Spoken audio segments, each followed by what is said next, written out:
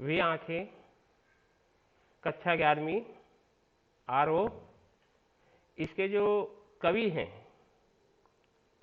सुमित्रा नंदन पंत जी द्वारा, जो किसान हैं, जो कृषक हैं, जो खेती करते हैं, उनके शोषण, उनकी आर्थिक बदहाली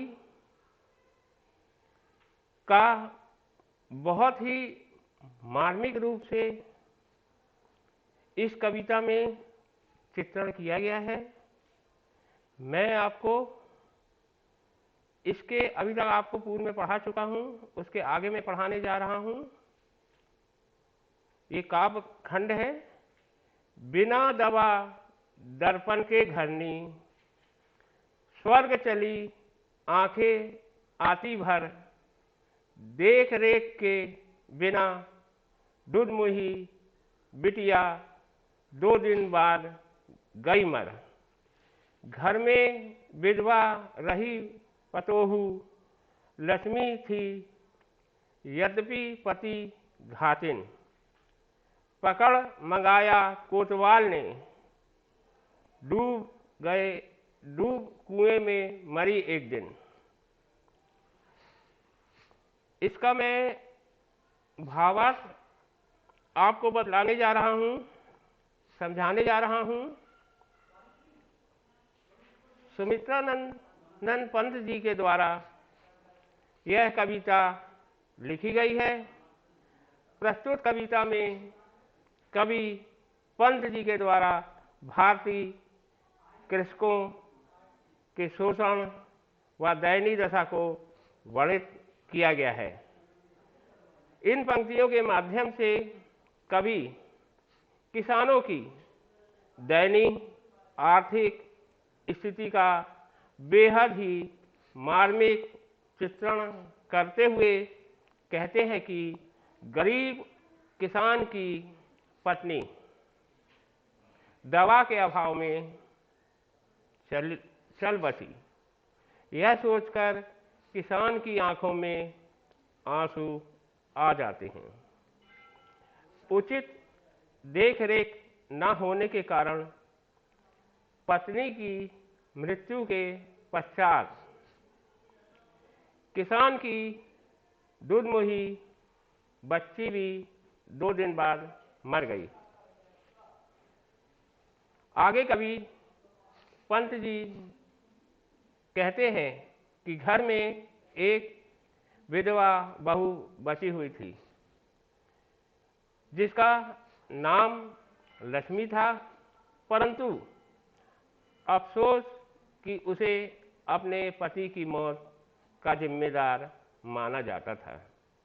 एक ऐसा काला दिन भी आया जब गांव ने कोतवाल ने उसे बुलाकर उसकी इज्जत लूट ली। परिणाम स्वरूप किसान ने बहू कुएं में कूदकर आत्महत्या कर ली। अतः किसान का पूरा परिवार ही बिखर गया। दूसरा काव्य है, उसके बारे में बतला रहा हूं।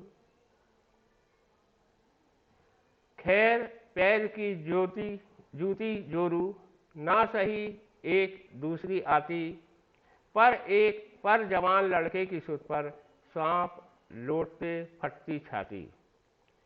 पिछले सुख की स्मृति आंखों में क्षण भर एक चमक लाती, परंतु शून्य में गढ़ व चितवन तीखी नोक सदस्य बन जाती। इसका जो भावार्थ है, इसका कवि सुमित्रा नंदन पंत जी के शब्दों में जो उन्होंने लिखा है, उसके बारे में मैं आपको बतला रहा हूं। जो प्रस्तुत पंक्तियां हैं,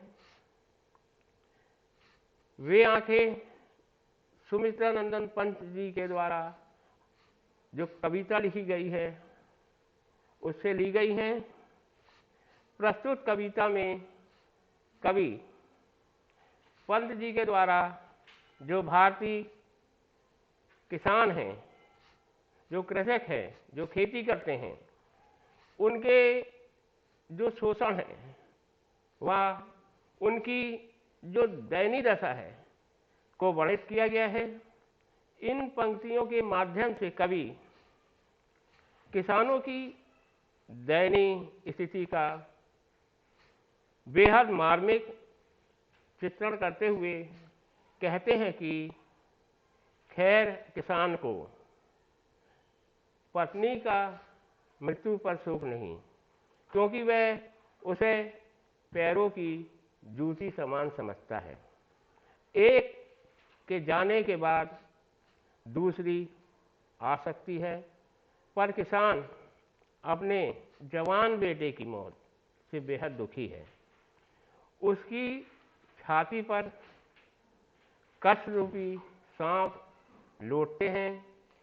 आगे कवि पंत जी कहते हैं कि जब किसान अपने सुखमय जीवन को स्मरण करता है तो उसकी आंखों में एक पल के लिए खुशियों की चमक समा जाती है, पर जैसे ही अगले पल किसान अपने वर्तमान को देखता है तो उसकी दृष्टि में शून्य में गड़ जाती है और उसकी दृष्टि तीखी नोक के समान चुभने लगती है।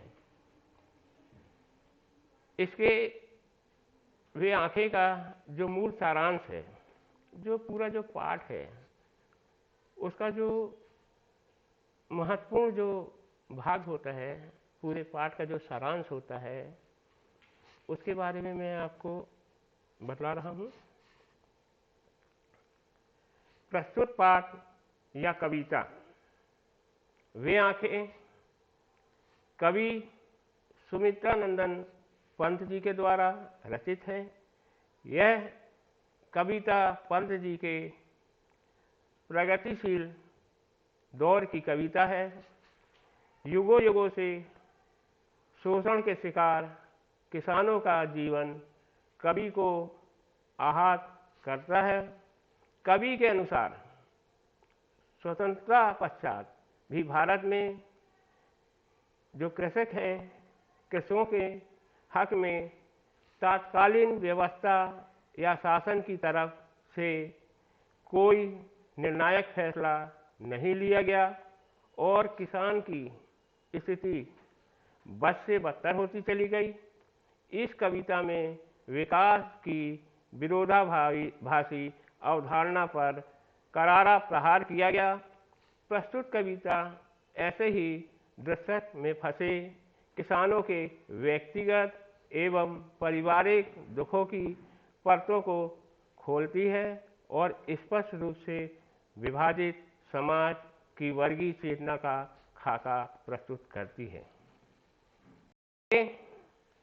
जो कविता है, जो काव्यखंड है, ये सुमित्रानंदन पंत जी के द्वारा लिखी गई है और श्री पंत जी ने वे आंखें कविता में जो किसान की स्थिति है बहुत ही दयनीय है और उनकी स्थिति की जो मार्मिक चित्रण किया गया है, जो उनका शोषण हुआ है, जो उन पे अत्याचार हुआ है और उसके बारे में बहुत ही आज भी स्थिति बहुत अच्छी नहीं है किसानों की। उनके बारे में कोई भी ऐसा जो विकास होता है, जो तरक्की होती है, ऐसा कोई भी उनको सपोर्ट नहीं मिला है और उनकी स्थिति जो छोटे किसान हैं आज भी बहुत अच्छी नहीं है। मैं राकेश पांडे आपको वे आंखें के बारे में पढ़ाया, समझाया, भावार्थ भी समझाया, सारांश भी समझाया और आगे मैं आपको जो इसके क्वेश्चन आंसर हैं उनके बारे में बताऊंगा। और बच्चों आप लोग अच्छे से पढ़िए, इसको समझिए और कोई दिक्कत हो तो आप लोग मेरे से संपर्क कर सकते हैं।